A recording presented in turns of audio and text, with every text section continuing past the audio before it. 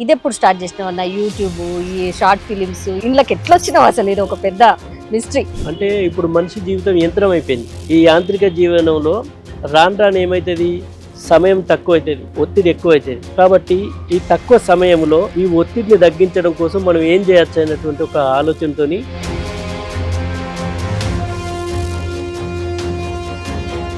మొత్తం ప్రపంచం మొత్తం మీ యొక్క కామెడీతో నవ్విస్తున్నారు మీ యొక్క వీడియోస్ తో. ఇంతమంది సంతోషపడుతారు కదా, కాబట్టి అప్పుడు నాకు కూడా సంతోషం అనిపించింది. దాన్ని బాధ్యతగా తీసుకొని వాస్తవమైనటువంటి జీవితంలో ఉన్నటువంటి అంశాలను ఎంపిక చేసుకొని ఫస్ట్ నేను అనుకున్నప్పుడు 2 నెలలు దీని మీద కంప్లీట్గా ప్రపంచాన్ని మర్చిపోయి పనిచేసిన వాస్తవంగా. అంటే ఇప్పుడు ఏవైనా తిన్నవా తన్నవా అంటే ఓ టైప్ ఆఫ్ చూసిన సందర్భాలు. ఏదైతే చీదరించబడ్డదో ఆ భాష ఆదరించబడాలని నేను గట్టిగా నమ్మిన. దాంతో పాటు మీ కామెడీ మామూలుగా ఉండదన్న, అసలు పొట్ట చెక్కల ఎలా నవ్వుతాం అసలు. మీ తర్వాతనే ఎవరైనా అది అంటే ఆ స్లాంగ్ డిఫరెంట్ అది. హలో, ఏం చేస్తాను? నువ్వేం చెప్తాను? ఏం లేదు, నీ గురించే ఆలోచిస్తాను. తిన్నవా? తిన్నా. నువ్వు తిన్నావా? తిన్నా. ఏం కూర? ఆనిక్కాయ. మీదో? కాకరకాయ. చేదు లేదా? మా అమ్మ చక్కెర వేసింది. నీ మాటలు కూడా చక్కెర లెక్క తీయగుంటాయి. సల్పలేదు కానీ ఫోన్ పెట్టే ఇక. సంధ్య సంధ్య సంధ్య సంధ్య ఫోన్ పెట్టేసింది. నమస్తే, వెల్కమ్ టు పల్లవి టీవీ. నేను మీ రమ్య. ప్రస్తుతం మనం ఒక స్పెషల్ గెస్ట్తో ఉన్నారు. వారెవరో కాదు, ఆర్ఎస్ నందా గారు. తన యొక్క కామెడీ టైమింగ్తో, మన తెలంగాణ స్లాంగ్లో తన కామెడీతో మన అందరి మనసులో చిరస్థాయిగా నిలిచిపోయారు. ఆర్ఎస్ నందా గారితో మనం ఇప్పుడు ప్రస్తుతం ఉన్నాము. వారి యొక్క మనో అంతరంగం ఏంటో తెలుసుకుందాం. నమస్తే సదానంద్ అన్న. చిన్నదండి, ఎట్లున్నారు? ఇప్పుడైతే మంచిగానే ఉన్నా. మీ అందరి ఆశీస్సుల వల్ల, అందరి అభిమానం వల్ల ఇప్పుడైతే అంతా ఓకే అన్న. అసలు మా సదానంద్ అన్న ఎక్కడ పుట్టిండు, ఏడ పెరిగిండు, ఏం చదువుకున్నాడు, అసలు ఈ సోషల్ మీడియాకి ఎట్లొచ్చిండు? నేను ఉట్టి పెరిగింది ఉమ్మడి కరీంనగర్ జిల్లా, ప్రస్తుతం పెద్దపల్లి జిల్లా కింద ఉన్నటువంటి ఓదెల మండలం కరగర్తి గ్రామంలో నేను పుట్టిన. నా 10వ తరగతి వరకు కూడా అక్కడనే చదువుకున్నా, 1వ తరగతి నుంచి 10వ తరగతి దాకా. ఆ తర్వాత ఇంటర్మీడియట్ చేసి సుల్తానాబాద్లో చదువుకున్నా, ప్రభుత్వ జూనియర్ కళాశాల. డిగ్రీ వచ్చేసి శ్రీ రాజరాజేశ్వర కళాశాల కరీంనగర్లో చదువుకున్నా. ఓకే. నాది 2 పీజీలు, MA economics and MA Telugu. ఓ, బిఎడ్, టీటీసీ. Super super. ఇంత ఇంత చదివినరా అన్న మీరు? Double MA BEd. ఓకే. అమ్మ నాన్న ఏం చేస్తున్నారు అన్న? అమ్మ నాన్న అసలు యాక్చువల్ ఏంటంటే వృత్తిరీత్యా మేము రజక. ఓకే. మొదటిసారి మీకు చెప్తాను నేను. Okay, no problem. రజక. అమ్మ ఊళ్ళో బట్టలు ఉతికేది, నాన్న పాలేరు ఉండేటోడు. ఓకే. అట్లా మేము కష్టపడి అవును మీరు చదువుకోవడం జరిగింది. మీరు చెప్పినది చూస్తుంటే మీ చదువు కానీ చిన్నప్పటి బాల్యం కానీ అంత ఈజీగా ఏం జరగలే. మా ఇంట్లో కరెంటు కూడా ఉండబోతుంది. వర్షం వస్తే ఇంకా అంటే అందరూ వండుకుంటూ కూడా ఇబ్బంది. ఆ ఉన్న గంజులు డబ్బాలు ఉంటే నీళ్ళ పెట్టేది, నీళ్ళ డబ్బాలు పెట్టేది. ఎంతమంది అన్న మొత్తం? మేము 5 అన్నదమ్ములము, ఒక అక్క. ఓకే. నేను 4వవాడిని, 4 నాకంటే చిన్నోడు. ఓకే. వాళ్ళు కూడా మంచి చదువుకుంటున్నారా? లేదు, అందరూ చదువుకోలే, కానీ వాళ్ళు ఎవరి పనులు అయితే చేసుకుంటారు. చదువుకోలే, ఎక్కువ చదువుకునే అయితే నేనే. అది మా అమ్మనే ఒక రకంగా. నేను ఇంత చదువుకున్నా అంటే మా అమ్మనే స్ఫూర్తి. మా అమ్మనే అంటే ఆమెకు అక్షరాలు రావు, కానీ చెప్పిన ఒక మాట నన్ను ఇక్కడ దాకా తీసుకొచ్చింది. ఏం చెప్పింది అన్న మాట? మా అమ్మ అంటే నేను ఒక 10 రోజులు 15 రోజులు బడి బంద్ చేసిన, మా అమ్మతో పోయేది. ఓకే. అమ్మతో పనికి పోయేది. అయితే ఒకటే చెప్పింది ఆమె, అందరు కష్టం చేసి బతుకుతారు బిడ్డ, నువ్వు కష్టం చేసి నిన్నుంచి కాదు అన్నది. మంచిగా చదువుకో అన్నది అంతే. ఆ తర్వాత నేను మళ్ళీ బల్లెకి పోయినా. ఎందుకని ఉండొచ్చు ఆ మాట? అంటే నేను ఫిట్నెస్ గా బాగా ఉండపోతుంది, బాగా వీక్ ఉండేది నేను. ప్లస్ బలమైనటువంటి పనులు అంటే చేసేటువంటి శక్తి నాలో లేదని ఆమె మనస్తత్వం గ్రహించినట్టున్నది. అట్లా గ్రహించి ఆ మాట అన్నట్టున్నది. ఆమె చెప్పిన మాట చాలా సాధారణంగానే ఉన్నా కూడా అది నా మనసులో బలంగా నాటుకున్నది. అప్పటికెళ్ళి ఇంకా నేను ఎప్పుడు అసలు బడి బంద్ చేయలేదు. ఇక తర్వాత నాకు ఎన్ని అవంతరాలు ఎదురైనా నా చదువును మాత్రం కొనసాగించి తర్వాత మీ చదివిన తర్వాత మీరు టీచర్ అని కూడా విన్నాం. ఆ, అంటే ఉద్యోగం ఎప్పుడు వచ్చిందన్న మీకు? నాకు 2000 సంవత్సరంలో వచ్చింది. 2000 సంవత్సరంలో. 2000 సంవత్సరంలో అంటే మాకున్న పరిస్థితులు ఘోరంగా ఉంటుండే. ఈవెన్ తిండికి లేని సందర్భాలు కూడా గడిపి 2000 సంవత్సరంలో అప్పుడు టీటీసీ రాసి ఈ ప్రభుత్వ ఉపాధ్యాయునిగా జాబ్ కొట్టడం జరిగింది 2000లో. అప్పటి నుంచి వెళ్ళి ఇప్పటి వరకు నేను ఉపాధ్యాయునిగా కొనసాగుతున్నాను. ఓకే. అయితే ఆ చిన్నతనంలో అన్న ఇప్పుడు అమ్మ నాన్న కష్టపడేటోళ్ళు, ఇంతమంది 6 సంతానం, 6 సంతానం, వాళ్ళని అందరినీ కూడా పోషించాలి అని అంటే కూడా కష్టమే కదా.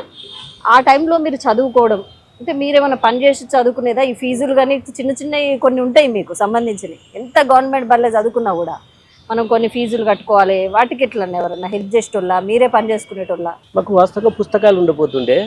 పుస్తకాలు అప్పుడు ఏంటంటే మా దగ్గర డాక్టర్ మార్కండే అని ఉండే లైబ్రరీ సార్, లేదు డాక్టర్ అయిన ఆర్ఎంపీ డాక్టర్. ఓకే.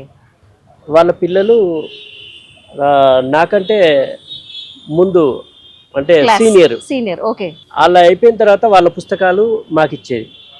వాళ్ళు పుట్టలేసి జాగ్రత్తగా మళ్ళీ 1 year తర్వాత వాళ్ళ అబ్బాయి నాకంటే next year. Okay okay okay. వాళ్ళ బిడ్డలేమో ముందు.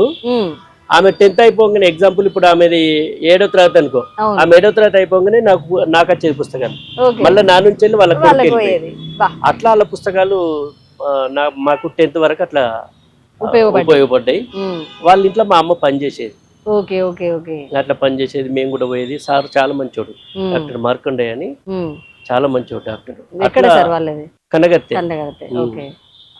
సారు అంటే నేను పూర్తిగా ఇంకా నేను చనిపోతా అనేటువంటి పరిస్థితిలో ఒకనొక దశలో అంటే వాటర్తో ప్రాబ్లం అయిన నాకు న్యూమోనియా అటాక్ అయితే ఇంకా మా అమ్మ నేను చనిపోతాను అనుకున్నది.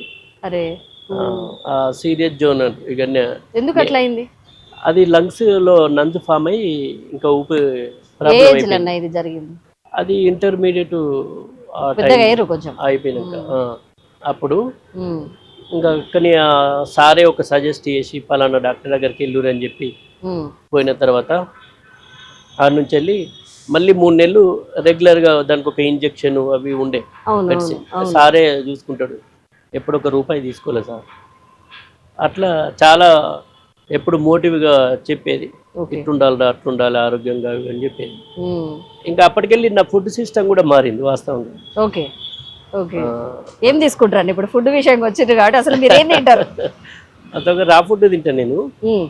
బిర్యానీలు అవి అన్నిటికీ కొంచెం దూరం. నేను అసలు తినరు, ఆయిల్ ఫుడ్స్ తినను.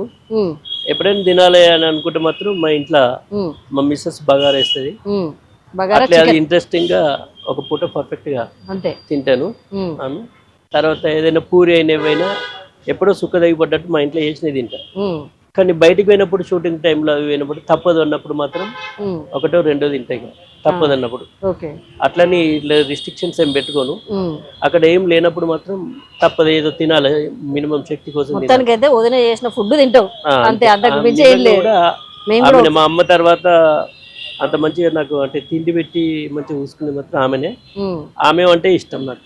ఓకే, ఖచ్చితంగా వదిన ఫుడ్ టేస్ట్ చేస్తాం ఖచ్చితంగా ఏదో ఒక రోజు వచ్చి. మీరు వద్దన్నమే వస్తాం తప్పకుండా చెల్లిరండి. అయితే అన్న మ్యారేజ్ అయినాక మీకు జాబ్ వచ్చిందా? జాబ్ వచ్చినాక మ్యారేజ్ అయిందా? జాబ్ వచ్చినాకనే మ్యారేజ్ అయింది. ఓకే. జాబ్ వచ్చినాక 2 ఏళ్లకు నేను పెళ్లి చేసుకున్నా. జాబ్ వచ్చినాకనే. ఓకే. మెయిన్ లవ్ మ్యారేజా అరేంజ్ మ్యారేజ్? అట్లాంటి ఏం లేదు. చూసి నేను డిగ్రీలో ఉన్నప్పుడు రెంట్కు ఉన్నటువంటి ఇల్లు ఏదైతే కిరాయికి ఉన్నటువంటి ఆ ఓనరు ప్లస్ ఇప్పుడు నాకు పిల్లనిచ్చినటువంటి మా మామయ్య ఇద్దరు ఒక ఆఫీస్ లో పనిచేస్తుంది. ఓకే. వాళ్ళ ఇంట్లో రెంట్కుంటే ఆయన చూసి ఈ మంచి పిల్లవాడు మంచి బాలుడు 5గురం ఉండేది మేము రెంట్కు. వాళ్ళు నేనున్నా అంటే వాళ్ళ ఇంటి ఊరెళ్ళిపోయేటోళ్ళు. అంటే ఇల్లు మొత్తం నమ్మి ఇడిచిపెట్టి వెళ్ళిపోయేటోళ్ళు నేనున్నా అంటే. అంత నమ్మకం నా మీద ఇప్పటి వరకు కూడా అదే నమ్మకం నా మీద ఉన్న వాళ్ళకి. అట్లనే బాగా వాళ్ళే చూసిర్రు. అట్లా కుదిరిన సంబంధం ఇది. ఓకే. ఇది ఎప్పుడు స్టార్ట్ చేసినావు యూట్యూబ్, ఈ షార్ట్ ఫిలిమ్స్? అసలు ఇది ఇంట్లోకి ఎట్లా వచ్చినావు? అసలు ఇది ఒక పెద్ద మిస్టరీ.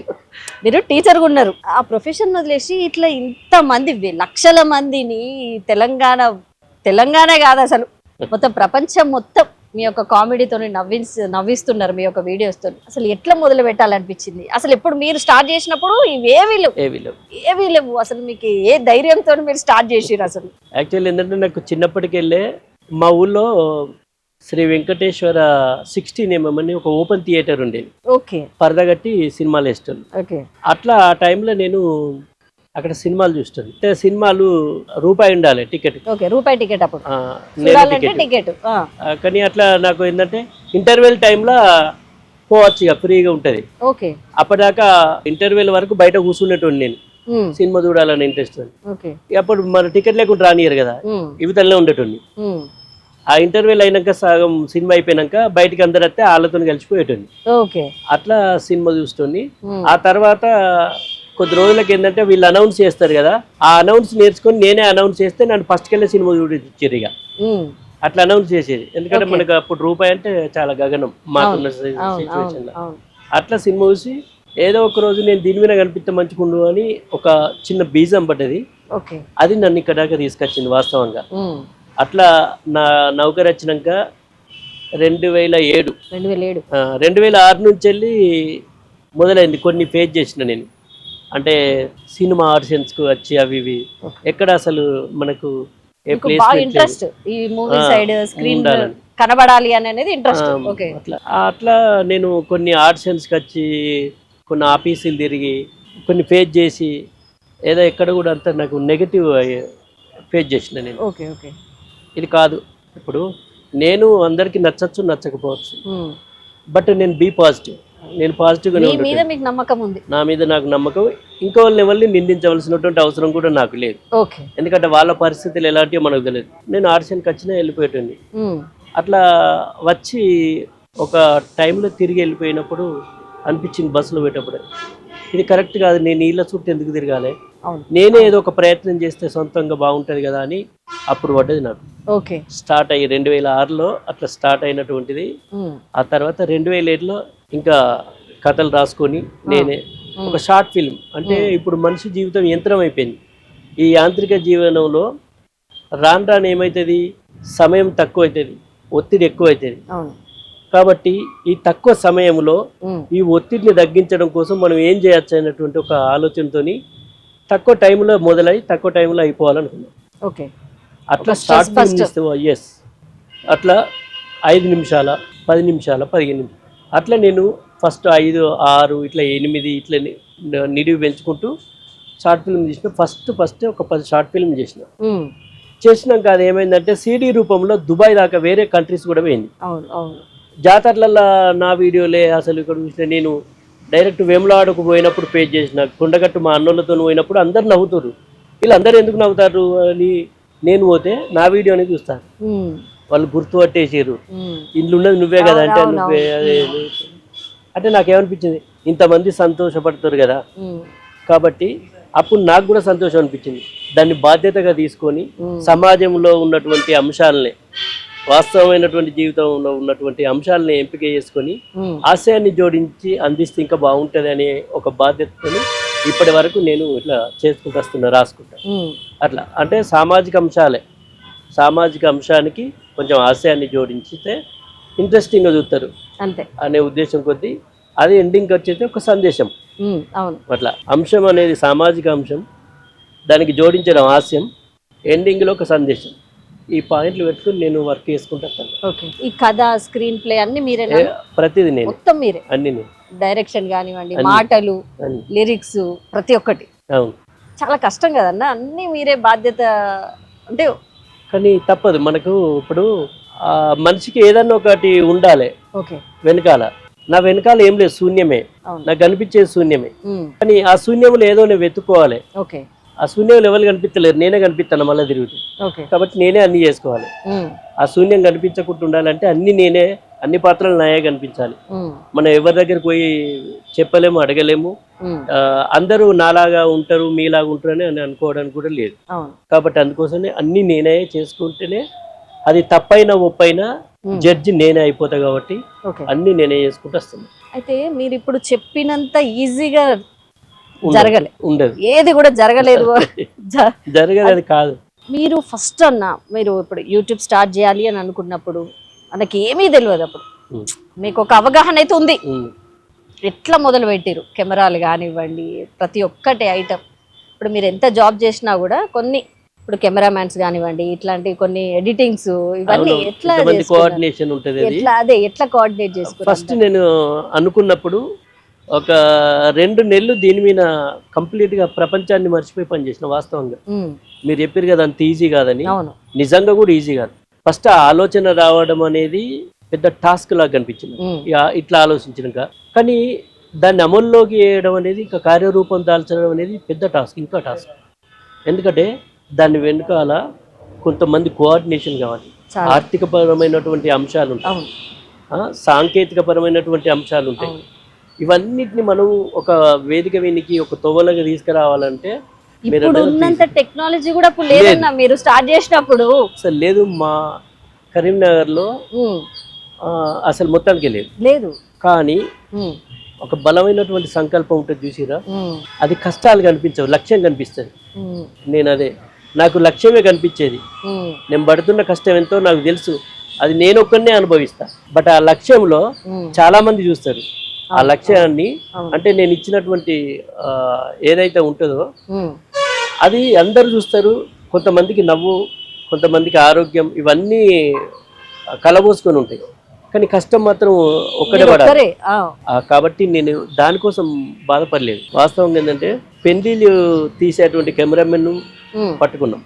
ఓకే. పెళ్ళిళ్ళు తీసేటాయన. అప్పుడు పెళ్లిళ్ళు తీసే అవును, అవును, 1 కెమెరాలు. అవును, అవును. బాలసాని రాజన్న అని ఒక మిత్రుడు, ఓకే, తను అప్పటికి బతుకమ్మ సినిమా చేస్తున్నాడు, అంటే అన్న ఒక యాక్టర్. ఓకే. ఆయన అప్పుడు సర్పంచ్. ఉమ్, అన్న నేను ఇట్లా చేద్దాం అనుకుంటున్నా, నాకు ఒక 10,000 కావాలని అడిగిన. జాబ్ చేస్తున్నా కానీ నా దగ్గర ఏం లేవు. అదే అదే. ఎందుకంటే 1,200 జీతం సంవత్సరంలో, 1,500 జీతం, ఆ టైప్ ఆఫ్ ఉమ్, 3-4 వేలు కుటుంబాన్ని పోషించాలంటే ఇబ్బంది. 10,000 అప్పు తీసుకున్నా. ఉమ్, సరే తమ్మి తీసుకొని ఇచ్చింది. తర్వాత మిగతా అప్పు తెచ్చేసి కెమెరామెన్కు ఒక 10,000 ఇచ్చి మిగతా ఎంత టెక్నిక్ షూటింగ్ అంతా అయిపోయింది. కానీ దీన్ని ఏం చేయాలి మళ్ళా, ఆ, నాకు ఒక అక్కడ స్టార్ట్ అయింది. ఉమ్, ఆ తర్వాత ఫుటేజ్ని పట్టుకొని ఎడిటింగ్ చేయించాలంటే ఎక్కడ రావాలి, హైదరాబాద్కి రావాలి. ఉమ్, బా, ఆ ఫుటేజ్ని పట్టుకొని ఇక్కడికి ఉమ్, హైదరాబాద్కి వచ్చి ఉమ్, ఇక్కడ ఎడిటింగ్ చేసుకొని తర్వాత కట్ చేస్తే ఆర్ఆర్ వేయాలి, దానికి డబ్బింగ్ కావాలి. డబ్బింగ్ సిద్దిపేట చేసి ఒకటి హైదరాబాద్లో వేసిన. ఇవన్నీ రిస్కే. నేను పొద్దున్న జాబుకు పోయేటోని, జాబుకు పోయి 5-5:30కు 5:30 ఆ ప్రాంతంలో అన్నం తిని బస్ వచ్చి బస్ ఎక్కటోని, లేదంటే లారీ ఉంటే లారీలు. అప్పుడు ఈ తొవ్వలు లేవు. అవును, అవును. ఇప్పుడున్న రాజీవ్ రహదారి ఇవన్నీ అవి లేవు. ఏం లేవు. ఫీలింగ్ కూడా అసలు డేంజర్. మీరు చెప్తుంటే కళ్ళల్లో కనబడుతుందండి అది. అంటే ఎంత స్ట్రగుల్. ఎడిటింగ్స్ అప్పుడు కష్టమే, డబ్బింగ్ లో కష్టమే, కెమెరాస్ కూడా కష్టమే, ఎవ్రీథింగ్ కష్టమే. ఆ లారీ ఎక్కి, లారీ ఉంటే లారీ, బస్సు ఉంటే బస్సు ఎక్కొచ్చి జేబీఎస్ దగ్గర ఆ తొవ్వల కడ దిగి ఆ నుంచి వెళ్ళి యూసఫ్గూడకు నడిచొచ్చేటోని. సికింద్రాబాద్ బస్ స్టేషన్కి వెళ్ళి యూసఫ్గూడకు నడిచొచ్చి అక్కడ ఆ రాత్రిపూట వాళ్ళు 10-10:30కు టైం ఇచ్చేటోళ్ళు. సీరియల్ ఎడిటర్ అవి వేసుకొని వచ్చి ఇక్కడ 10:30కు టైం ఇస్తే 3 గంటల దాకా ఆయనతో వర్క్ చేసుకొని మళ్ళీ 3-3:30కు నేను జేబీఎస్కి నడిచిపోయాను. రహమత్ నగర్ ఆ జోన్కి వెళ్ళి యూసఫ్గూడ. మళ్ళీ ఇక్కడికి వచ్చేసి బస్సు ఉంటే బస్సు ఏదంటే అది ఎక్కేసి కరెక్ట్ టైంలో దిగి మళ్ళీ ఫ్రెష్ అప్ అయ్యి మళ్ళీ స్కూల్కి వెళ్ళిపోయాను.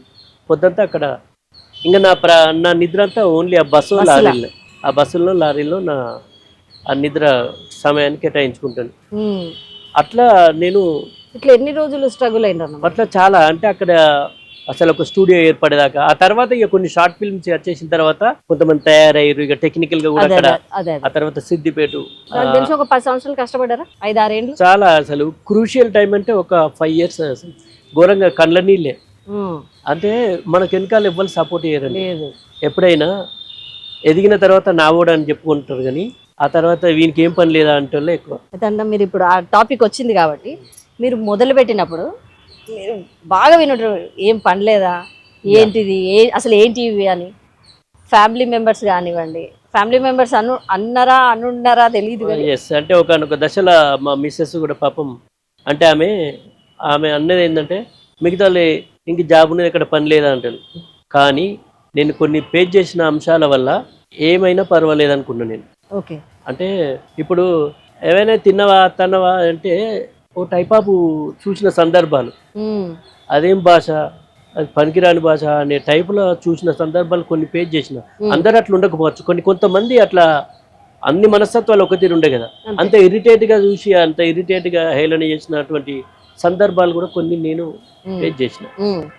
అది ఇక్కడనే ఫేస్ చేసిన, హైదరాబాద్ ఫేస్ చేసిన. ఎందుకంటే ఈ మలినమైనటువంటి మనస్తత్వాలు నాకు తెలియదు. నాకు ఒక మనిషికి మంచి అయిపోయిన పర్లేదు కానీ చెడియాదు, ఆ మనసును బాధ పెట్టద్దు అనేది నా తత్వం. కానీ అక్కడ ఎక్కడైతే ఒక మనసు గాయమైతే చూసేదా అది చాలా ఇబ్బంది పడుతుంది. అట్లా కొన్ని ఫేస్ చేసిన తర్వాత అనిపించింది ఏదైతే చీదరించబడ్డదో ఆ భాష ఆదరించబడాలని నేను గట్టిగా నమ్మిన. కాబట్టి నేను మొదట అడిగేసినప్పుడు చాలా మంది అన్నారు, నువ్వు ఈ భాషతో పోతే నీకు ఏం భవిష్యత్తు ఉంటుంది అన్నారు. భవిష్యత్తు లేకపోయినా పర్లేదు, నా తల్లి భాషకు గౌరవం రావాలని నేను పగడ్బందీగా మనసాక్షి తలంచుకొని అడిగేసి అట్లా ఫేస్ చేసి కానీ ఇవాళ అదే భాష వెండి తెరకు ప్రధానమై కూర్చులేదు. నాకు చాలా సంతోషం అనిపిస్తుంది. నేను ఎవరో తెలియకపోయినా పర్వాలేదు, నా గురించి నేను అడిగేసిన సందర్భాలు, నేను కష్టపడ్డ ఇవన్నీ నాకు అవసరం లేదు. కానీ ఇలా వేలాది మంది లక్షలాది మందికి ఆ భాష ప్రధానమైంది. తెలంగాణ కల్ట్ లేదు, సినిమాలో లేదు, సినిమా లేదు. అది నాకు చాలా సంతోషం అనిపిస్తుంది. అట్లా దానికోసం అట్లా పేజ్ చేసి దానికోసమే నేను అడిగేసిన వాస్తవంగా. అందుకే నా తల్లి భాషనే నమ్ముకున్నా. ఆ తల్లి భాష తెలుగు భాష, తెలంగాణ భాష. అందరం తెలుగు వాళ్ళమే, కానీ అన్ని మనస్తత్వాలు ఒక తీరు ఉండకపోవచ్చు. అలాంటి మనస్తత్వాలందరిలో కూడా దీని మీద ఒక గౌరవం రావాలనే ఉద్దేశం కొద్దీ నేను అడిగేసినాను. దాంతో పాటు మీ కామెడీ మామూలుగా ఉండదన్న, అసలు పొట్ట చెక్కలు ఎలా అవుతాం అసలు. మీ తర్వాతనే ఎవరైనా అది అంటే ఆ స్లాంగ్ డిఫరెంట్. అది అంటే తెలంగాణ స్లాంగ్ లో అందరు చేస్తున్నారు, చూస్తున్నాం. బట్ అది ఇంకా మీది ఇంకా వేరే లెవెల్. అది అంటే ఎక్కడ ఏది అవసరమో దాన్ని మాత్రమే వాడుకుంటే మంచి ఉంటుంది అంతే. ఇప్పుడు మనం సందర్భానుసారంగా మాత్రమే కొన్ని మాటలు ఉండాలి. కావాలని అంటే ఇప్పుడు పెట్టువన్నీ పుట్టువన్నీ అంటారు. అవును, పుట్టుకతో నచ్చేటి కొన్ని ఉంటాయి, పెట్టితో ఏర్పడేటి కొన్ని ఉంటాయి. కానీ అక్కడ మనం అందుకోసమైన ఆ సిచ్యువేషన్ మనం ఏ సీన్ అయితే తీసుకున్నామో ఆ సీన్లో ఉన్నటువంటి పరిస్థితులు ఏంటి, ఆ పరిస్థితులకు అనుగుణంగా మాటలు ఎట్లా ఉండాలనేది కూడా ముఖ్యం. అది రైటర్గా తెలిసి ఉండాలి. అది నేను ఈ సమాజాన్ని పరిశీలించడం చాలా పెద్ద పెద్ద మనుషులతో నాకు ఎట్లుంటుంది అంటే, ఫర్ ఎగ్జాంపుల్ తిండి లేక యక్షగానాలు చూసేది నేను చిన్నప్పుడు. మా అమ్మకి ఒప్పడేది, పొద్దుగాల బోరింగ్ కాడ నీళ్లు కొట్టుకొని తాగి ఆ యక్షగానం చూసేది, కడుపు మాడేది. బట్ ఎందుకు ఆ కళ మీద ఉన్నటువంటి ఆ ప్రేమ లాంటిది ఇలా కనుమరుగైపోయినాయి. అట్లా ఒగ్గు కథలు కావచ్చు, యక్షగానాలు కావచ్చు, సింధు భాగవతాలు కావచ్చు, ఇవన్నీ సారథి కాళ్ళ బుర్ర కథలు కావచ్చు. అప్పుడు ఇవన్నీ మేము చూసేటోళ్ళం. చాలా సంతోషం అనిపించేది. అసలు అక్కడ ఆకలి మరిచిపోయేది మేము. అట్లా కాబట్టి వాళ్ళ భాషనే ఇవన్నీ, వీటినే మనం ఎందుకు తీసుకురావద్దనే ఉద్దేశం కొద్దీ అదే తల్లి భాషను పట్టుకొని నేను నా ప్రయాణాన్ని కొనసాగిస్తాను. ఓకే, ఫస్ట్ మీరు షార్ట్ ఫిలిం చేసేటప్పుడు మీకు కొన్ని క్యారెక్టర్స్ అవసరం ఉండి ఉంటుంది. మీరు ఎట్లా అప్రోచ్ అయ్యారన్న వాళ్ళని? అసలు వాళ్ళకి ఏం తెలియదు, ఏ విధంగా వాళ్ళని ట్రైన్ చేసిర్రు అసలు వాళ్ళు?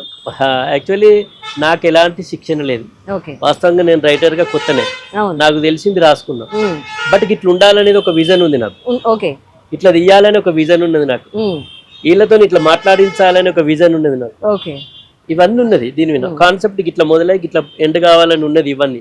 కానీ దీనికి ఎలాంటి శిక్షణ లేదు నాకు. నేను రాసుకున్న 10 కాన్సెప్ట్లు ఫస్ట్ లో 5 డైలాగుల పరంగా రాసిన, ఒక 5కి ఏ డైలాగులు లేవు, ఓన్లీ కథ ఇదని ఇట్లా అనుకుని అట్లా 10 చేసిన నేను. ఫస్ట్ మాకు అమ్మాయిలు ఇబ్బంది అయింది. అంటే అప్పుడు ఇదంతా తెలియదు, సినిమా అంటే అది ఓ నెగటివ్ థాట్ ఉండేది జనాలలో. అట్లా మేము ఈ రాజన్న నేనే అడిగితే పెద్దపల్లిలో 2 మేము చేస్తామని ఇంట్రెస్ట్ చూపెట్టారు. మేము వాళ్ళ కోసం ఆడికే పోయి చేసినాం. ఎందుకంటే అమ్మాయిలు ఆ సెక్యూరిటీ అవన్నీ ఎవరైనా అప్పుడు లేదు, ఆడికే పోయి చేసినాం. వాళ్ళ తెలిసిన వాళ్ళ బంధువు వాళ్ళ ఎంబడి ఉండేది, వాళ్ళని అయిపోగానే వాళ్ళని పంపించేది. మేమంతా ఒక దగ్గర ఉంటే వాళ్ళని పంపించేది. ఎందుకంటే వాళ్ళ ఈ నైట్ సీన్లు లోకలే కాబట్టి మాకు ప్రాబ్లం లేకుంటుంది, వాళ్ళు ఉన్నారు. అట్లా వాళ్ళ సీన్లు అక్కడనే చేసేది, మిగతా అంతా వేరే వేరే కాడ చేసినాం. ఎవరు ఆర్టిస్టులు ఎక్కడ ఉన్నారో అక్కడికే ఆ లేడీ ఆర్టిస్టులు ఉన్న జోన్లోనే ఎంపిక చేసుకొని దగ్గరలో నియరెస్ట్ గా అట్లా చేసినాం. అది చాలా టాస్క్ అయింది. అంటే ఈ క్యారెక్టర్కి వాళ్ళకి ఏం తెలియదు, కెమెరా తెలియదు. ఇప్పుడు ఎగ్జాంపుల్ నాకు తెలియదు, నాకు కెమెరా తెలియదు. బట్ నాకు ఎట్లా అయింది, ఎట్లా చేయించాలో వీళ్ళది ఏమనేది ఒక నాకు విజన్ ఉన్నది కాబట్టి ఏం తెలియని వాళ్ళని తీసుకొచ్చే కెమెరా ముంగట చేయించి ఇలా మంచి ఆర్టిస్టులు కూడా తయారయ్యారు. అవును అవును సినిమా రంగంలో కూడా ఉన్నారు. అవును అదే మీ ప్రోత్సాహంతోనే ఏవైనా జరిగినాయి. బట్ కొన్ని మెయిన్ క్యారెక్టర్స్ మీతో చేసినాయి అట్లా ఉండిపోయినారు కొంతమంది లేడీస్ కానివ్వండి. జెంట్స్. అవును. సో ఎట్లుండేది మీ ఆ టైంలో? ఇప్పుడు మీరు చెప్పినంత మీరు అక్కడికి వెళ్ళి అమ్మాయిల కోసం మీరు అక్కడ షూట్ పెట్టుకోవడం అంటే అది ఆషామాషి విషయం కానీ తప్పదు. ఎందుకంటే అక్కడ మనం ఒకటి చేయాలనుకున్నప్పుడు కొన్నిటిని త్యాగం చేసుకోవాలి. మన సమయాన్ని, మన కుటుంబాన్ని, ఈ సమాజానికి ఇదొక సర్వీస్ లాగానే. రెమ్యూనరేషన్ ఎట్లుండే అన్నప్పుడు అసలు? అప్పుడు లేవు అసలు. అంటే ఫ్రీగా చేసేదా? అప్పుడు ఫ్రీగానే అందరు. వాళ్ళు ఇంట్రెస్ట్ కొద్దే వచ్చి చేసేటోళ్ళు. ఓకే. అది అట్లాంటివి ఏం లేవు అప్పుడు లేవు. ఎందుకంటే వాళ్ళకు ఇప్పుడు నేను కనిపించాలి, అంటే నటించాలి అని ఒక ఆలోచన ఉంటుంది చూసిరా. అట్లాంటి వాళ్ళు ఇలా ఎవరి పనులు వాళ్ళు చేసుకుంటారు వీళ్ళు. మిగతా టైంలో ఎవరి పని వాళ్ళే, నా పని నేనే. అది హాలిడేస్ టైంలో ఉండేది. ఆదివారము, సెకండ్ సాటర్డే, పండుగల టైంలో మాత్రమే షూటింగ్స్ ఉండేది. మిగతా టైంలో ఎవరి పని వాళ్ళు చేసుకుంటారు. సూపర్. అట్లా అదే ఆ అభిరుచి ఉన్న మాత్రమే అట్లా వచ్చి చేస్తుంది. వాళ్ళతో నేను యాక్టింగ్. ఇప్పుడైతే రెమ్యూనరేషన్. ఇప్పుడు ఆల్రెడీ వాళ్ళు ప్రొఫెషనల్ గా తయారయ్యారు కదా. ప్రొడక్షన్ లాంటిది ఏమైనా ఉందా? నాకు ప్రత్యేకమైన ప్రొడక్షన్ అంటే ఏం లేదు. కాకపోతే నేను అప్పుడు ఈ సర్వీస్ ఓరియంటెడ్ గా కొన్ని కార్యక్రమాలు చేయాలి కాబట్టి రాదండి ఎంటర్టైన్మెంట్ అని అప్పుడు రిజిస్ట్రేషన్ చేయించడం జరిగింది. దాని ద్వారానే మనం వేస్తా ఉంటాయి. మిగతా వాళ్ళకి ఇప్పుడైతేనేమో రెమ్యూనరేషన్లు అవి ఇవి. ఇప్పుడు కూడా నా దాంట్లో చేయాలనే ఇంట్రెస్ట్ బాగా మందికి ఉంటది. ఆ ఒక అవకాశం కోసం చూస్తూ ఉంటారు. మన దాంట్లో చేయాలి, నా పక్కన చేయాలంటే వాళ్ళు ఉంటారు. అట్లా కొత్త వాళ్ళు పాత వాళ్ళని ఆ క్యారెక్టర్ సూటబుల్ అయితే వాళ్ళని నేను ఇన్వైట్ చేస్తా ఉంటాను. ఒక క్యారెక్టర్ అనుకున్నప్పుడు మినిమం ఇప్పుడు ఆడిషన్ ఏముండదు. ఆడిషన్ ఉండదు. జనరల్ గా వాళ్ళు ఎవరన్నా ఇప్పుడు నాకు మాట్లాడుతూ ఉంటారు, వచ్చి కలిసిపోతా ఉంటారు. మీకు సూటబుల్ అయిన క్యారెక్టర్ ఉన్నప్పుడు నేను పిలుస్తా అని చెప్తారు. మాటలను బట్టే మీకు అర్థమైపోతుంది. అంతే. అట్లా ఆ టైప్ ఆఫ్ నేను పిలుస్తా ఉంటా. ఇప్పుడు బక్కపల్స్ అనే క్యారెక్టర్ కావాలి, ఆ క్యారెక్టర్ నేను రాసుకున్నప్పుడు ఇట్లయితే బాగుంటుంది అన్నప్పుడు వాళ్ళని పిలుస్తా. అంతే. మీదంతా ఐక్యూ. అట్లే ఉండదు. డైరెక్ట్ వాళ్ళను యాక్టింగ్ చేయిస్తా. అసలు వాళ్ళు డైలాగులు కూడా తెలియదు. డైరెక్ట్ స్క్రిప్ట్ చేయించేస్తా నేను అంతే. మీరు ఏం లేదు, నాకు ఇప్పుడు ఆర్టిస్ట్ బట్టి నేను చేయిస్తా ఉంటాను. ఫుల్ ఫ్లెక్స్ గా డైలాగ్ కొట్టినప్పుడు ఒక తీరు చేయిస్తా, చెప్పినప్పుడు ఇంకో తీరు చేయిస్తాను వాళ్ళతో. అది అన్న విజన్, ఆ విజన్ నాకు ఉంటది కాబట్టి ఇలా అట్లా 100 షార్ట్ ఫిల్మ్లకు వర్క్ చేయడం జరిగింది. మీరు షార్ట్ ఫిల్మ్స్ అప్పుడన్నా ఫ్యామిలీతో ఇబ్బందులు ఏమైనా ఫేస్ చేసిరా?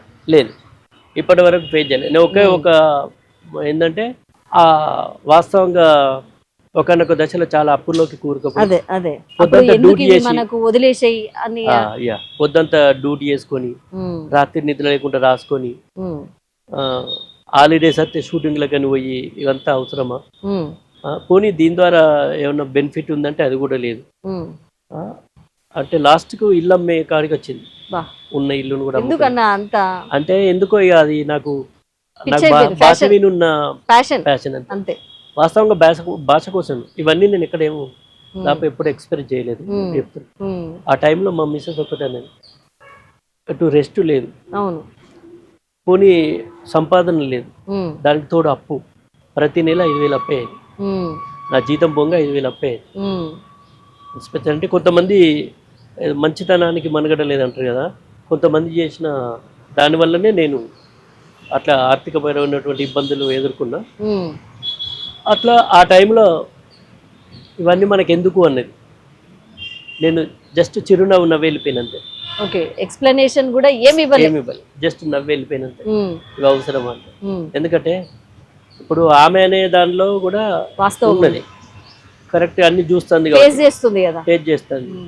ఒక రెస్ట్ లేదు, ఫ్యామిలీతోని స్పెండ్ చేసేటువంటి కరెక్ట్ టైము. ఒక స్కూల్ ఉన్నప్పుడు మాత్రమే వస్తుంది, మళ్ళీ ఈవినింగ్ మళ్ళీ రాసుకుంటుంది. ఏదో రాయాలి, ఏదో చేయాలి, నాది ఎంతసేపు ఆ మదనం జరుగుతుండేది. అంటే అప్పుడు ఇంట్లోనే ఉండేటోని, ఎటు పోయేది కాదు. ఇంట్లోనే ఉండేది కానీ నా రాత నాదే అన్నట్టు అట్లా ఉండేది. నాకున్న టైం తక్కువ టైం, మిగతా టైం ఏమున్నా మళ్ళీ వాళ్ళతోనే. అట్లా నేను ఇక ఆ టైంలో అన్నప్పుడు కొంచెం చాలా ఆలోచించిన.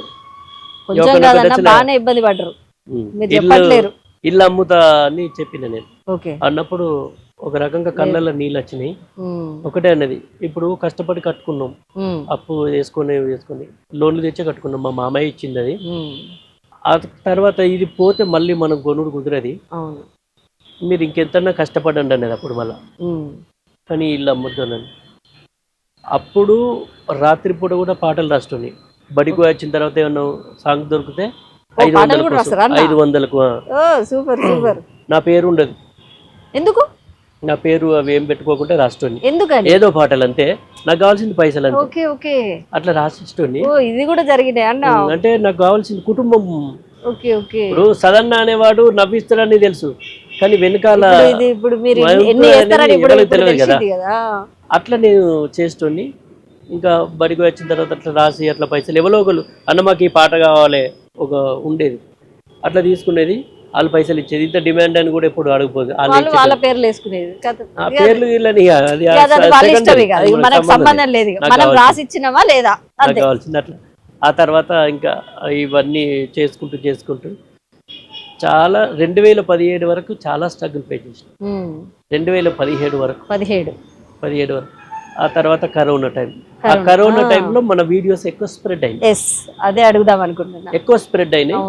దానివల్ల నేను కొంత రెమ్యూనరేషన్ యూట్యూబ్ ద్వారా అట్లా నేను ఇక పెంచుకోవడం అయినా అట్లా కట్టుకుంటూ ఫేస్ చేసి ఇంకా ఉంటుంది కదా, అప్పు తెచ్చినప్పుడు వాళ్ళు మాటలు కామన్గా అంటే ఉంటారు అన్న ఉంటుంది. కానీ అవన్నిటిని ఎప్పుడు నేను ఎక్కువ సీరియస్గా తీసుకోపోయేది. నేను చచ్చిపోయే వరకే తప్పైతే జరుపుకుంటాను ఒక ధైర్యం ఉండేది నాకు. కానీ మానసికంగా ఏం ఇబ్బంది పడలేదంటారా? అట్లా నేనేమంటున్నా, మనకు బాధ పెట్టే అంశాలను ఎక్కువ మైండ్లో ఉంచుకోవద్దు. జీవితం చిన్నది, ఎందుకంటే ప్రతి మనిషికి ఈ వర్డ్ అసలు గుర్తుంచుకో. ప్రతి ఒక్కరన్నా చిన్న విషయాలకు కుంగిపోయి ఆత్మహత్య లాంటివి చేసుకుంటున్నారు. అది కాదు నేను చెప్తున్నా కదా, నేను చచ్చిపోయే వరకైనా అప్పు తీర్పుకుంటాను నేను ఒక ధైర్యం ఉంది నాలో ఉంది. కాబట్టి నేను నా పిల్లలకి ఎట్లనేసి అంటే ఈవెన్ జాబు చేస్తూ తిండి పెట్టలేని స్థితికి వచ్చినాను. అప్పుడు ఉండి ఒంటరిగా కూర్చొని ఏడ్చిన సందర్భాలని. బట్ ఎప్పుడు నా పిల్లల ముంగట కానీ నా భార్య ముంగట కానీ ఇప్పుడు ఏడవాలని, ఎందుకంటే అది కరెక్ట్ కాదు. నేను ఒంటరిగా ఏదైనా బాధ అనిపించినప్పుడు అట్లా ఫేస్ చేసిన తప్ప. ఇంకోటి సదన్ అనేవాడు నవ్విస్తాడు, కాబట్టి సదన్ అట్లనే ఉండాలి. నా ప్రాబ్లం ఇంకొకరికి తెలియదు. అందుకే సంతోషాన్ని 10 మందికి వంచాలి, బాధ అయితే నేను ఒక్కరిని దిగమింకోవాలనేది నా తత్వం. ఇదంతా కేవలం మీ ఈ వీడియోస్ కోసమే, మీ ప్యాషన్ మొత్తం ఇప్పుడు ఇక్కడ కనబడుతుంది. ఏది లేదు ఇది చేయడం కోసమే మీరు ఇదంతా. ఫ్యామిలీని ఇబ్బంది కానీ, మీరు ఇబ్బంది పడడం కానీ, ప్రతి ఒక్కటి కేవలం మీరు ఒక్కరు మాత్రమే ఇబ్బంది పడ్డారు. అంతే, ఎవరిని ఇబ్బంది పెట్టలే నేను ఇప్పటి వరకు. నాకు నా first preference gives to my family ఉంది. నా కుటుంబమే నా మొదటి ప్రాధాన్యత. దాని తర్వాత నేను మిగతా పనులు చేస్తూ ఉంటాను. అందుకే నాకు గ్యాప్ ఉన్నప్పుడు, ఏదైనా కొత్త కథ రాయాలనుకున్నప్పుడు, నాకు మానసికంగా ఏదో వెలితి అనిపించినప్పుడు పర్ఫెక్ట్గా నేను ఏదో అడవిలో ఉంటాను. అడవి ఒక ఫారెస్ట్ లో ఉంటా. ఒకరేనా ఇంకెవరైనా? మా చిన్న అబ్బాయి ఇప్పుడు వచ్చిపోయిందా ఎక్కువ. మా చిన్న అబ్బాయి నా చిన్న అబ్బాయి, మా చిన్న కొడుకు. మీ కొడుకా? అయ్యో, అంత సారీ, అంత పెద్ద అబ్బాయి ఉండడం మేము అనుకోలేదు. చిన్నోడు. పిల్లల విషయానికి వస్తే అంటే ఎంతమంది పిల్లలు అసలు మీరు? 2 అబ్బాయిలు. 2 అబ్బాయిలు. ఓకే. పెద్ద అబ్బాయి అస్సలు అనుకోలేదన్న ఆ అబ్బాయి మీ అబ్బాయి అనేది మేము అసలు అనుకోలేదు. బీటెక్ ఫైనల్ ఇయర్ పెద్ద అబ్బాయి ఇప్పుడు అయిపోతుంది.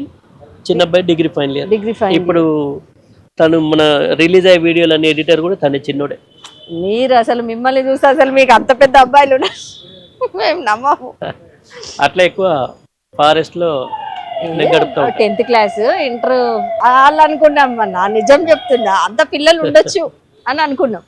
అది నా అలవాటు, ఆ ప్రశాంతత కోసం. ఎందుకంటే ప్రకృతి ఇప్పుడు పిల్లలు ఎదిగారు, వాళ్ళు మీ మంచి బాగోగులు చూసుకుంటున్నారు కొంత అనుకోండి. వాళ్ళతో ఏ ఇబ్బంది లేదు ఇప్పటి వరకు అయితే. ఇంకా వాళ్ళ పని వాళ్ళు చేసుకుంటే చాలు.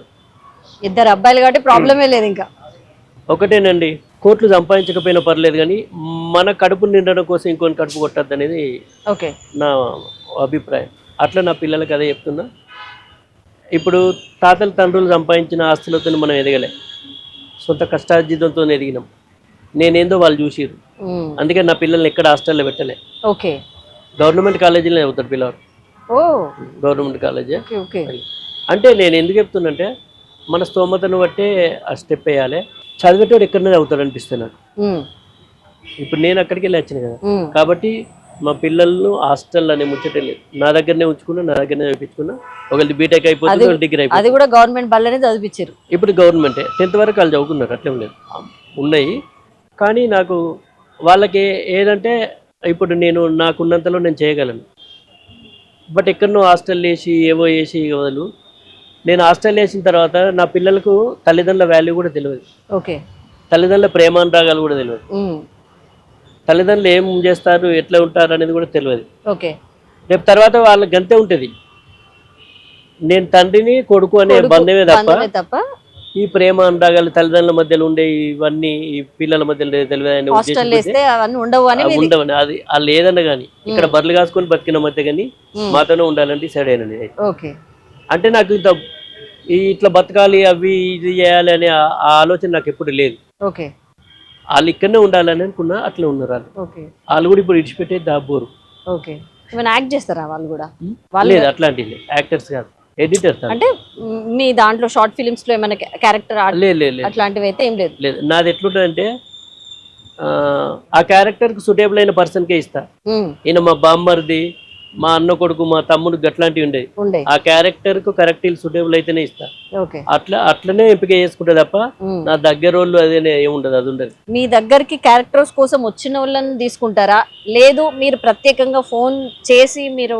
అట్లా ఫోన్ చేసిన వచ్చిన వాళ్ళు కూడా ఉన్నారు. ఇప్పుడు నేను ఎగ్జాంపుల్ మీతో ఉన్నా అనుకోరి, ఇలా ఏదైనా కొత్తదనంగా ఉన్నది అనేది కూడా ఆలోచిస్తూ ఉంటాను నేను. ఇప్పుడు మీరు చూసే కోణం వేరు, నేను చూసే కోణం వేరు. అందుకే నేను 10 మందితో ఉన్నప్పుడు అందులో ఏదైనా కొత్తదనం ఉందా, ఏదో కొత్తదనంగా కనిపిస్తున్నాడా, లేకపోతే ఇలా మాటలు ఏదైనా కొత్తదనం ఉందా, దీని నుంచి ఏదైనా కొత్త పాయింట్ వచ్చిందా, నేను ఆవేలా ఉంటది నాది. అట్లా నేను కథను కూడా అట్లే రాస్తా ఉంటా. చిన్న పాయింట్ దొరికితే కథ రాసుకుంటాను నేను. అది నా విధానం. అందుకే మామూలుగా 10 మందిలో ఉన్నప్పుడు అందరు ఒక తీరు ఉంటే నేను తీరు ఉంటా. అంటే నా మైండ్ అట్లా తిరుగుతా ఉంటా. అది 10 మందికి ప్రయోజనమే విధంగానే మళ్ళీ ఇంకోళ్ళకి ఎవరికి ద్రోహం, నష్టం చేసే విధంగా ఎట్లా ఎప్పుడు ఆలోచించండి. అది నాకు అవసరం కూడా లేదు. ఎందుకంటే నేను ఎంత శాంతిగా, నేను ఎంత ప్రశాంతంగా, నేను ఎంత స్వేచ్ఛగా బతుకుతానో ఎదుటి వాళ్ళు కూడా అట్నే బతకాలని కోరుకునే తత్వం నాది. ఇంకా ఇప్పుడు జాబ్ చేస్తున్నారా మేడం? లివ్ పెట్టేసిన ఇప్పుడు జాబ్. అంటే అట్లా పెట్టే అంటే లాస్ ఆఫ్ పే మధ్యలో ఏంటంటే యాక్చువల్లీ మామయ్య చనిపోయిండే. ఇంకా నేనే అన్ని కార్యక్రమాలు చేసిన, అగ్గి పెట్టింది ఇట్లా అన్ని నేనే. కాబట్టి ఇంకా అట్లా నాకు ఒక 1 నెల రోజులు అదే ట్రాన్స్ లో ఉండడం జరిగింది. కొంచెంగా ఇవన్నీ నేనే చూసుకోవాలి, ఇల్లు అంతా. కాబట్టి దానికోసం లీవ్ పెట్టేసిన. మళ్ళీ వెళ్తారా జాబ్ జాయిన్ అవుతారా? మళ్ళీ జాయిన్ అవుతాను, కానీ ఇక కంప్లీట్ ఉంటే ఇంకా సర్వీస్ ఒక 10 years, 10 ఏళ్ళు ఉంది. కానీ ఇక చేస్తానా చేయను ఇంకా గ్యారంటీ లేదు. చూడాలి, ఏదైనా మంచి ఆ కళామ తల్లి దయ వల్ల, మీ అందరి అభిమానం ఆశీస్సుల వల్ల ఏదైనా మంచి క్యారెక్టర్లు వస్తే, కోట్ల మంది అభిమానులు, కొంతమంది కాదు, వేల కోట్ల మంది. ఇక్కడ ఒక్కటే కాదు, ప్రపంచ దేశాలన్నీ మీ కామెడీకి మామూలుగా ఫ్యాన్స్ లేరు, అంతే తప్ప వేరే ఏమైతే లేదు నాకు. ఎందుకు రెగ్యులర్ గా మీరు తీయట్లేరు? అంటే నాకు కథ నచ్చి ఇది కనీసం జనాన్ని ఎంటర్టైన్ చేయగలుగుతుంది, ప్లస్ దీని నుంచి ఒక సందేశం పోతుంది అనుకుంటేనే నేను చేస్తా. ముందు స్టార్ట్ చేస్తాను. అట్లాంటివి అయితేనే చేస్తా. దాపు రిలీజ్ చేసి ఇప్పుడు కొత్తది వస్తాను, పెట్టింది తిను పోసింది తాగు అని. అంటే తల్లిదండ్రుల మాటను కాదలేని ఒక కొడుకు అత్తగారింటికి అయిన తర్వాత ఎలాంటి ప్రాబ్లం ఫేస్ చేసింది అనేది కాన్సెప్ట్. ఇట్స్ మీన్ అంటే తల్లిదండ్రుల విన్న ఒక రెస్పెక్ట్ ఉంటుంది. షార్ట్ ఫిల్మ్ అన్న, అంటే డబ్బింగ్ ఉంది. డబ్బింగ్ లో ఉంది. ఇంకేమన్నా మీ ముందు ప్రాజెక్ట్స్? చాలా ఉన్నాయి. ఒక 6 సినిమాల్లో చేసినాను. ప్లస్ మన కొత్త షార్ట్ ఫిల్మ్స్ కూడా ఉన్నాయి. అంటే ఒక తాగుబోతు భర్తను భార్య ఎట్లా మార్చుకున్నది, మాటేనండి. ఒక మాట అనేది మనిషిని మానసికంగా ఆనందానికి గురి చేస్తుంది, మానసికంగా కృంగదీస్తుంది, 2 రకాల చేస్తుంది ఈ చిన్న ఒక మాట. అలాంటి ఆ మాట ద్వారా భర్తను ఎట్లా మార్చుకున్నదనే ఒక భార్య కథ. అంటే సామాజికమైనటువంటి ఒక సందేశం ఉండాలి, హాస్యం ఉంటుంది మళ్ళా. హాస్యం ఉండడం వల్ల మనిషి ఇంట్రెస్టింగ్ గా చూస్తాడు. ఆ హాస్యంలో సందేశం కూడా వెళ్ళిపోతుంది, అరే ఈయన చెప్పింది కరెక్ట్ అనేది. కాబట్టి నేను అట్లా బేస్ చేసుకొని కథలు రాసుకుంటాను. ఇక ముందు అన్న మీరు కామెడీ అయినా సామాజిక అంశాలలో కూడా పార్టిసిపేట్ చేస్తారా? ఏం చేస్తారన్న మీ దినచర్య ఎట్లుంటుంది? దినచర్య ఏం లేదు అంటే నాకు ఖాళీ నాకు ఉన్నటువంటి తెలిసి టైంలో ఇప్పుడు కథ మీరంతా రాసుకుంటాం. బిజీగా ఉంటారు, కానీ మధ్యలో మధ్యలో కొంత అంటే సామాజికంగా ఏమైనా హెల్ప్ చేయడం లాంటివి ఏమైనా పార్టిసిపేట్ ఇప్పుడైతే చేయడం మనకి ఇప్పుడు లాంటివి? గవర్నమెంట్ ప్రోగ్రామ్స్ ఉన్నాయి.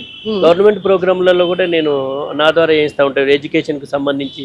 అవేర్నెస్ తీసుకొస్తుంది. ఎస్, ప్లస్ ఇప్పుడు గంజాయి ప్రస్తుతం అయితే సమాజాన్ని పీడిస్తున్నటువంటి ఓకే. సమస్యల్లో యువత పక్కదారి పడుతున్నటువంటి ఒక పెద్ద సమస్యల్లో గంజాయి ఒకటి. రీసెంట్గా దాని మీద రాయడం జరిగింది. ఓకే. అది మనకు ఆ గంజాయి మీద plus election okay. Voter awareness అంటే ఓటు అనేది ప్రతి మనిషి తన అవసరం. ఓటు హక్కును వినియోగించుకోవాలని దాని మీద చాలా మంచి కాన్సెప్ట్ వేయడం జరిగింది. ఓకే. మంచి అప్రిషియేషన్స్ కూడా వచ్చింది నాకు ఓకే. దాని మీద. ప్లస్ అదే విధంగా భ్రూణ హత్యల మీద రాసినాను ఓకే. మధ్యలో, అది కరెక్ట్ కాదు అని. ఉమ్. ప్లస్ ఈ పిల్లల చిన్న చిన్న పిల్లల నాటకాలు ఓకే. అంటే పక్షులను ఓకే. మూగజీవులను బేస్ చేసుకొని అందులో నీతి, నిజాయితీ, సాయం ఉమ్. ఇలాంటి కొన్ని గుణాలను పిల్లల్లో అలవర్చడం కోసం కొనిరాయడం జరిగింది. ఇట్లా ఓకే. ఏదైనా సామాజిక హితం ఉండాలనేది నా తత్వం. మీరు ప్రతిరోజు ఇవే అవి కాకుండా రాసుకుంటా ఉంటాం. ప్లస్ పిల్లలతో ఫ్యామిలీతో ఉంటా ఉంటాం. మిగతా టైంలో ఇంకా మా మిస్సెస్తో నాకు ఎక్కువ అంటే నాకు మంచి మిత్రురాలైన ఏదైనా ఎవ్రీథింగ్ మా వైఫ్. ఓకే. ఎక్కువ నేను అందుకే ఖాళీ ఉన్న టైంలో ఇంట్లోనే ఉంటాను. నేను ఓకే. ఇంట్లోనే ఉంటే ఇవన్నిటిని పక్క పెట్టేస్తా. ఓకే. నాకు ఏం సంబంధం ఉండదు. ఇంకా ఓకే. మా పిల్లలతో కూడా అట్లనే సరదాగా ఉంటాం, ఫ్రెండ్లీగానే ఉంటాం. మా ఫ్యామిలీతో కూడా అట్లనే ఉంటాం. ఓకే. వేటని వెళ్ళాలనుకుంటే ఫ్యామిలీతో వెళ్ళిపోతా. ఓకే. మళ్ళీ కొత్తగా వచ్చే ఇప్పుడు అప్కమింగ్ ఆర్టిస్టుల కన్నా వాళ్ళు ఎట్లా ఉండాలి అని అనుకుంటున్నారు? ఏం లేదు, ఫస్ట్ అయితే కుటుంబానికి ప్రాధాన్యత ఇవ్వాలి. నాకు తెలిసి ఉమ్. మనం ఏ లక్ష్యం కోసం వచ్చినో ఆ లక్ష్యం కోసమే పనిచేయాలి. అంతే. ఇలా మన లక్ష్యాన్ని చేరే మార్గంలో రకరకాల ఆటంకాలు ఎదురవుతూ ఉంటాయి. బట్ అవన్నిటిని ఫేస్ చేస్తూ పాజిటివ్ వేలో వెళ్తే తప్పకుండా ఆ లక్ష్యాన్ని మనం చేరుకుంటాం. ఓకే. ఏదో ఒక రోజు మనకంటూ ఉంటుంది. ఓకే. ఆ రోజు కోసం కష్టపడడం నేర్చుకోవాలి. ఆ లక్ష్యం మీద మాత్రమే మనసు పెట్టాలి. ఓకే. తప్పకుండా అప్పుడే మాత్రమే మనము ఆ లక్ష్యాన్ని చేరుకుంటాం. ఉమ్. మనం అనుకున్నటువంటి సక్సెస్ను పొందుతాం. ఓకే. ఎందుకంటే ప్రతి మనిషి నిత్య విద్యార్థి. ఓకే. ఇలా నాకు తెలిసింది శూన్యమే. నాకు తెలిసింది ఆవగింజంతా కూడా కాదు. నేను చెప్తున్నా కదా, నాకు తెలిసింది ఆవగింజంతా కూడా కాదు. నేను ప్రతిరోజు నేర్చుకోవాల్సిందే. నేను నిత్య విద్యార్థినే. ఇంకా నేను ఏదో చేయాలనేటువంటి తపనతో మాత్రమే నా పని చేస్తాను. మీ మాటలు వింటుంటే ఒక సదా గారు ఒక కమీడియనే కాదు, ఒక టీచర్ కూడా కనబడుతుంటారు. ఆ క్రమశిక్షణ, ఆ మాటల విధానం, ఆ ఇన్స్పిరేషన్ వర్డ్స్ ప్రతి ఒక్కటి మనుషులకి ఒక సందేశం ఇచ్చినట్టే ఉంటుంది. అంటే కామెడీతో పాటు ఒక సందేశం. అంతే. ఏమంటే మనం ఏం తీసుకురాలి, ఏం తీసుకుపోం. పోయే రోజు మంచోడైతే అయ్యో పాపం అంటారు. ఒకవేళ మనుషులకు నచ్చని పనులు చేసిపోతే వాడు ఆ మంచి కింద పోయింది అంటారు. అవి రెండే మాటల కోసం తప్ప ఏది మూట కట్టుకొని మనం రెండు మాటలు అంతే.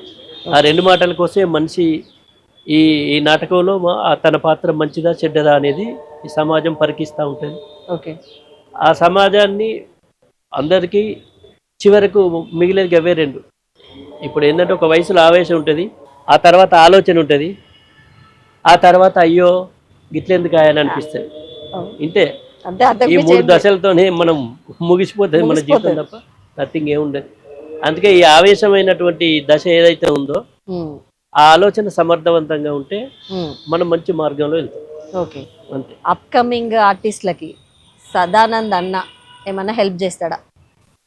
అట్లే ఉండదు. హెల్ప్ అనేది ఏమి ఉండదండి. హెల్ప్ మనం ఏం చేస్తాం, ఏదన్నా ఆర్టిస్టులు క్యారెక్టర్ కావాలనుకున్నప్పుడు వస్తారు, చేస్తారు, అంతే, చేసిపోతారు. హెల్ప్ అనేది ఏముంటుంది?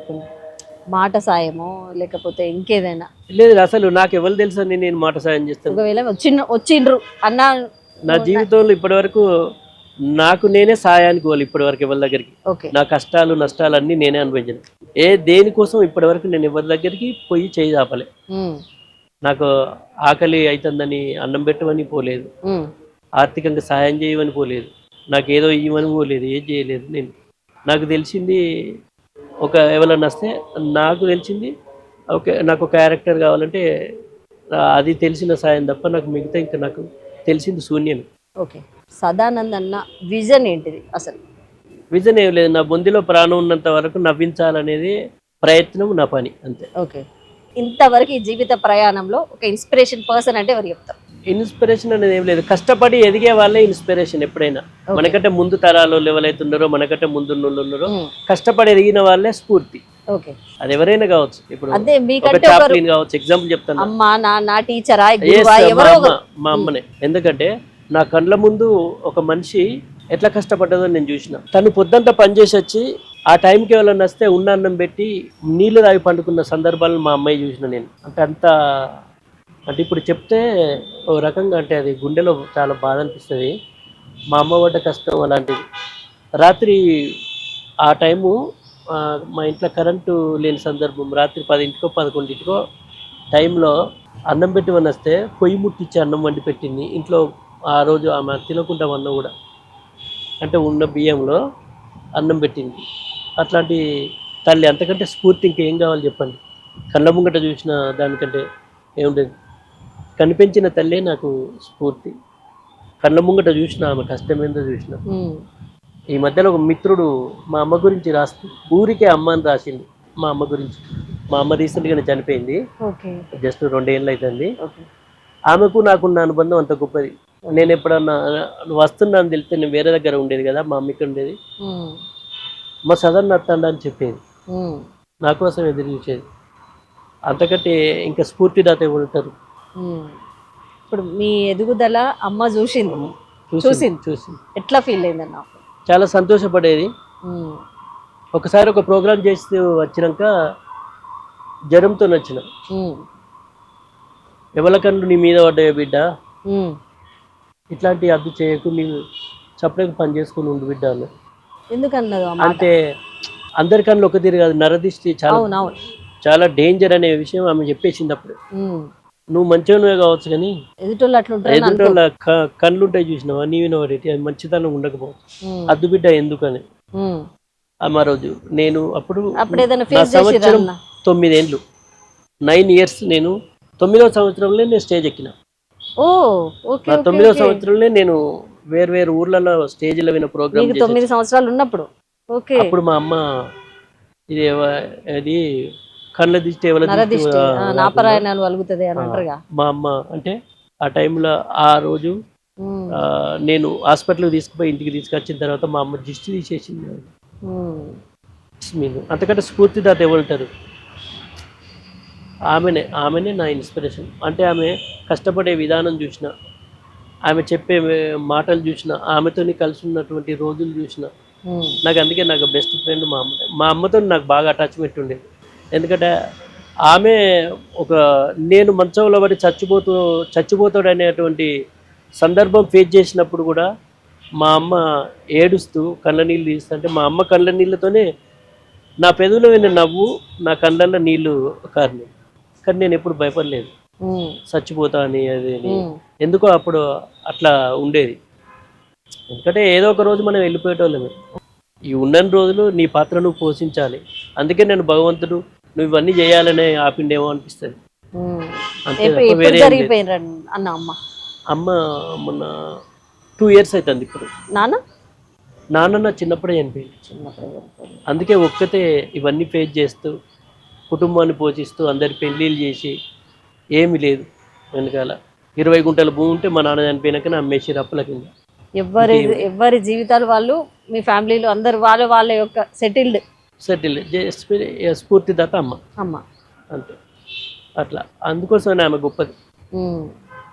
నేను చెప్పిన ఆమె సాధారణంగా చెప్పిన మాట కూడా కానీ నా మానసికంగా చాలా బలాన్ని ఇచ్చింది. నా భవిష్యత్తుకు ఒక తొవ్వ చూపెట్టింది. ఆ మాట మనకు సాధారణమే అనిపిస్తుంది. అందుకే ఏదైనా మనం ఒక స్ఫూర్తిగా తీసుకున్నప్పుడు అది మనల్ని వెంటాడుతుంది.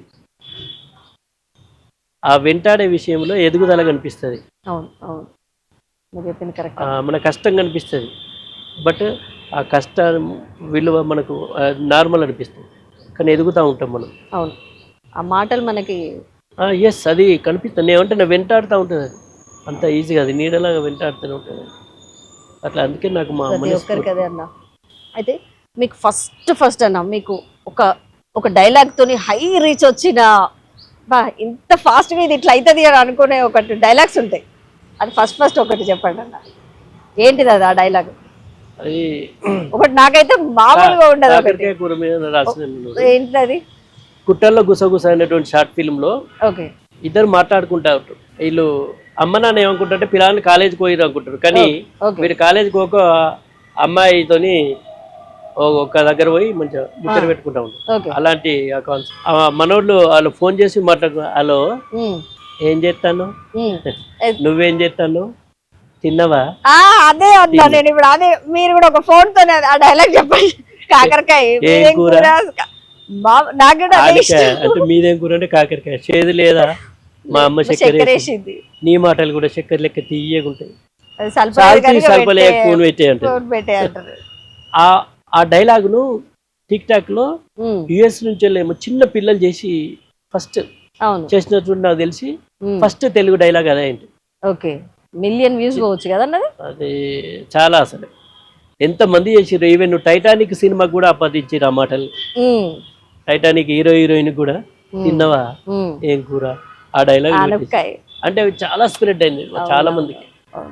అట్లా ఆ అమ్మాయి అసలు ఆ అమ్మాయిది మీది సంభాషణ అసలు డిఫరెంట్ గా ఉంటది, మస్తు కామెడీగా ఉంటది. అది కావచ్చు, పిండ తట్ట కావచ్చు. అవునవునవును, డిఫరెంట్ అంటే మనం ఎట్లుంటే ఇప్పుడు మనం ఏ కాన్సెప్ట్ అయితే తీసుకున్నామో ఆ కథకు అనుకున్నటువంటి ఆ క్యారెక్టర్ స్థాయి, ఆ క్యారెక్టర్ పరిస్థితి, సామాజిక అంశాలు ఇవన్నీ నేను పరిగణలోకి తీసుకొని రాసుకుంటాను. ఇప్పుడు బర్లు కాసి ఒక పిల్లగాడు పెండకచ్చినటువంటి ఒక అమ్మాయికి మధ్యలో ఒక ప్రేమ కథ. అదే అప్పటి వరకు నన్ను చాలా మంది ఒక అడిగిరు కూడా, ఇట్లెందుకు తీసుకున్నారు, ఇది పెండ తట్ట ఇదేంటి అంటే చెప్పిన ప్రేమ అంటే చదువుకున్న వాళ్ళ మధ్యలోనే ఉంటే ప్రేమ కాదు, ఉన్నోళ్ళ మధ్యలో బాగా ఉన్నోళ్ళ మధ్యలో ఉంటేనే ప్రేమ కాదు, ఏదో వేరే దేశంకి వెళ్ళి వచ్చే మధ్యలో ఉంటేనే ప్రేమ కాదు. ప్రేమ అనేది ఎవరికైనా ఏ మనసులోనైనా ఉంటది. అది ఉన్నోడా లేనోడా అనేది మనిషి అనే ప్రతి మనసులో ఒక ప్రేమ ఉంటది. అది ఎక్కడైనా కావచ్చు, ఎక్కడైనా ఉండొచ్చు, ఏ క్షణాన్నైనా ఉండొచ్చు. అది దాని సంబంధం లేదు కదా. అట్లా ఆ బర్లు కాసే పిల్లగానికి పెండకచ్చిన పిల్లకు మధ్యలో ఒక ప్రేమ కథ చాలా హైలైట్ అయింది. అసలు ఫస్ట్ టైం అట్లాంటి ఒక కాన్సెప్ట్ ను టచ్ చేయడం, అది వాస్తవంగా ధైర్యం కూడా కావాలి. దాన్ని రిసీవ్ చేసుకోవడానికి కూడా ప్రేక్షకులు చాలా అద్భుతంగా రిసీవ్ చేసుకున్నారు. దాంతో బాగా పేరు వచ్చింది నాకు. ఈవెన్ విశ్వవ్యాప్తంగా అభిమానులు కూడా ఏర్పడ్డారు నాకు దాంతో. పెండతట్ట ఒక్కసారి ఫోన్ పట్టుకొని చేసేసి మనం ఎండి చేద్దాం. మీరు మాట్లాడుతున్నారు, నేను కూడా మాట్లాడతా. తీసుకోండి. హలో హలో ఏం చేస్తాను, నువ్వేం చేస్తాను? ఏం లేదు, నీ గురించే ఆలోచిస్తాను. తిన్నావా? తిన్నా. నువ్వు తిన్నావా? తిన్నా. ఏం కూర? ఆనికాయ. మీదో? కాకరకాయ. చేదు లేదా? మా అమ్మ చక్కెర వేసింది. నీ మాటలు కూడా చక్కెర లెక్క తీయగుంటాయి. సల్పలేదు కానీ ఫోన్ పెట్టే. ఇక సంధ్య సంధ్య సంధ్య సంధ్య ఫోన్ పెట్టేసింది. ఫోన్ సూపర్ సూపర్ అన్న, చాలా బాగా మస్తు అసలు. అన్న ఇక లాస్ట్ క్వశ్చన్, నీ విజన్ ఏంటి, ఏం చేద్దాం అనుకుంటున్నా, ఫ్యూచర్ ప్రాజెక్ట్స్ ఏంటి? ఇప్పుడు ఫిలిమ్స్ లో కూడా ఇంకా రిలీజ్ కి రాబోతున్నాయి. ఇప్పుడు ఒక 6 సినిమాలు రిలీజ్ కున్నాయి. దాదాపు నాకు తెలిసి ఒక 10 కాన్సెప్ట్లు ఉన్నాయి. అందులో మొట్టమొదటిసారి ఒక వెబ్ సిరీస్ చేసే ఆలోచనలో ఉన్నా. సినిమా ఎక్స్పెక్ట్ చేయొచ్చా సదానంద? మేబీ ఆ పరిస్థితులు నేను అప్పట్లో కూడా ఇట్లా అడిగినప్పుడు అన్నాను, కానీ ఆ అవకాశం వస్తే తప్పకుండా భవిష్యత్తులో చేసే అటువంటి ఆలోచన అయితే ఉన్నది. అంటే ఒకటి చేసినా కూడా బాగుంది చాలు అనే మెచ్చుకునేటట్టుగానే ఉండాలనేది నా ఆలోచన. ఇప్పుడైతే నాకు పర్లేదు, మంచి ప్రాజెక్టులు చేతిలో ఉన్నాయి, ప్లస్ నా షార్ట్ ఫిల్మ్లు కూడా ఉన్నాయి. అన్న మీది ఇట్లాంటి సినిమాలు, షార్ట్ ఫిలిమ్స్ ఇంకా ఎదగాలి, ఇంకెన్నో షార్ట్ ఫిలిమ్స్ తీసి మీ యొక్క కామెడీతోని మమ్మల్ని అందరినీ నవ్వించి, ప్రతి ఒక్క తెలంగాణలో కాదు ప్రతి రాష్ట్ర వ్యాప్తంగా, ప్రపంచవ్యాప్తంగా మీ యొక్క కామెడీతోని మా మనసులో చిరస్థాయిగా నిలిచిపోతారు.